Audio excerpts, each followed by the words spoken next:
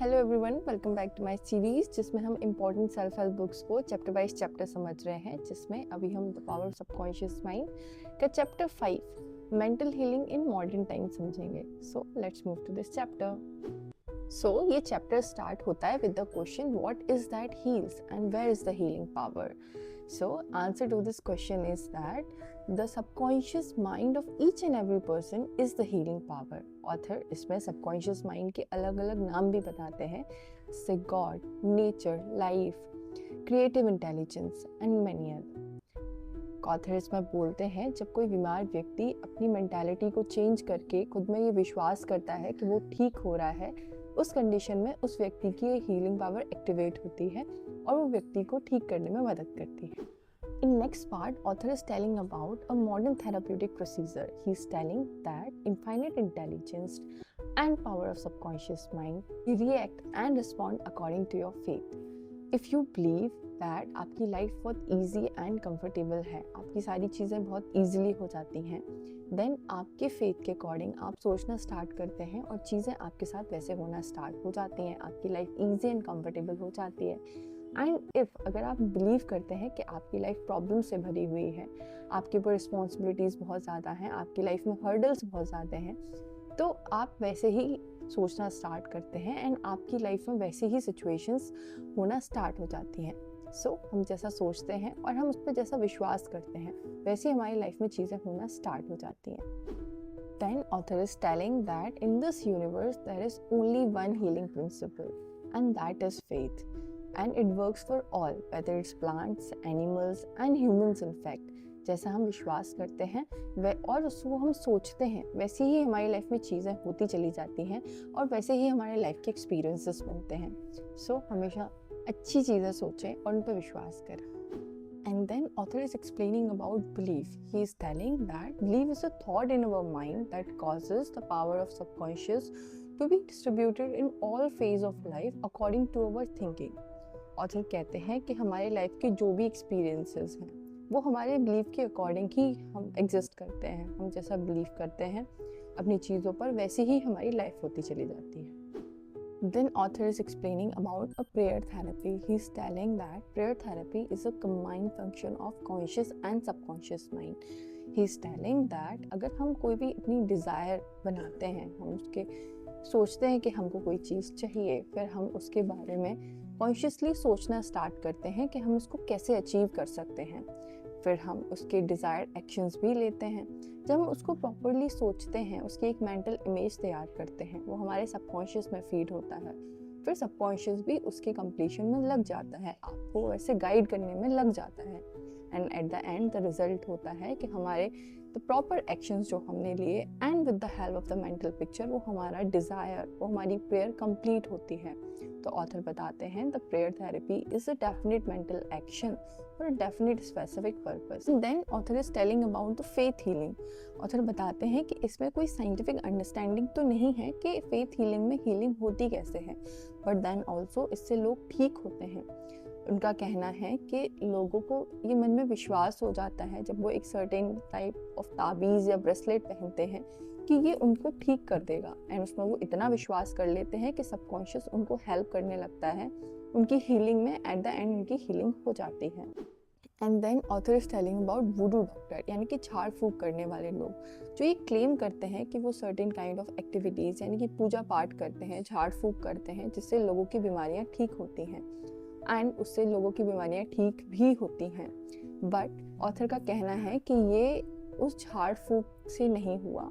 जब बीमार लोगों के साथ सर्टेन काइंड ऑफ एक्टिविटीज़ की जाती हैं तो उनका मन ये विश्वास कर लेता है कि उनके अंदर हीलिंग हो रही है एंड उनका सबकॉन्शियस उसमें हेल्प करता है एंड उनकी हीलिंग होती है।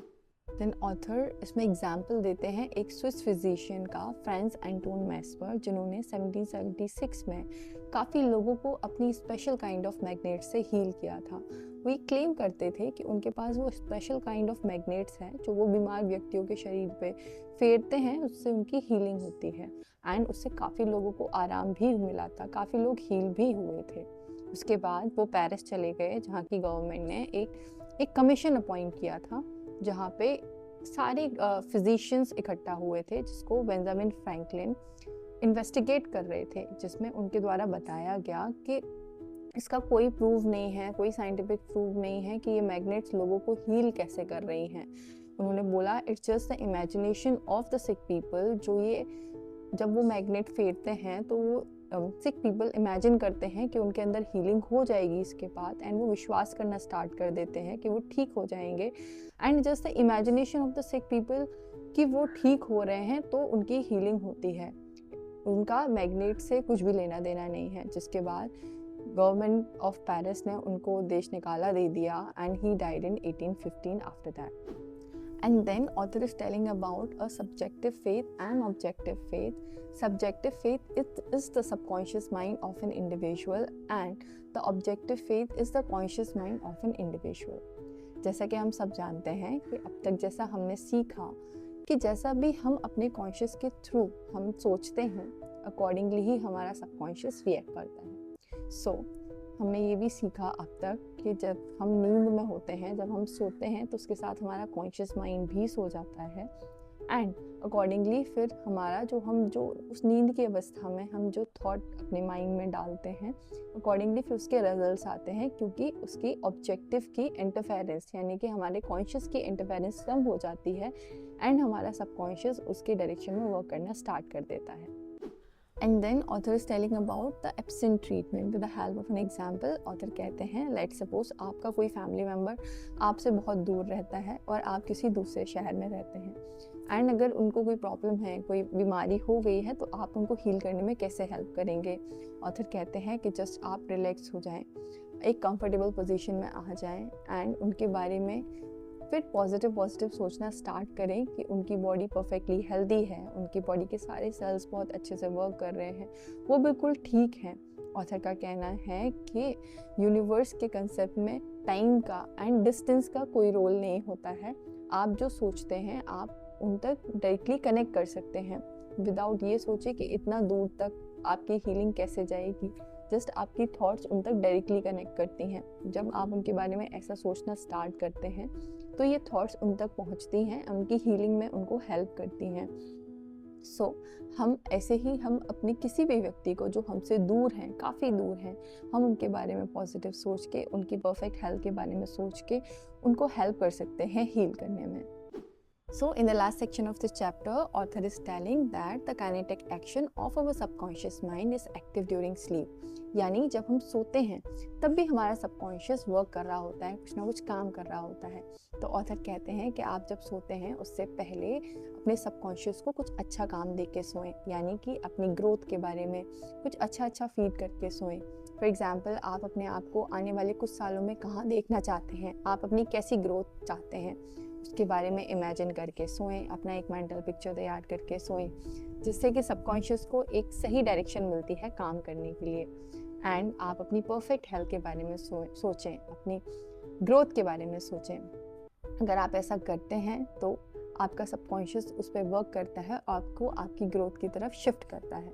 So I hope you understand this chapter very well, and please stay connected for the next chapters too, and thank you for watching this video.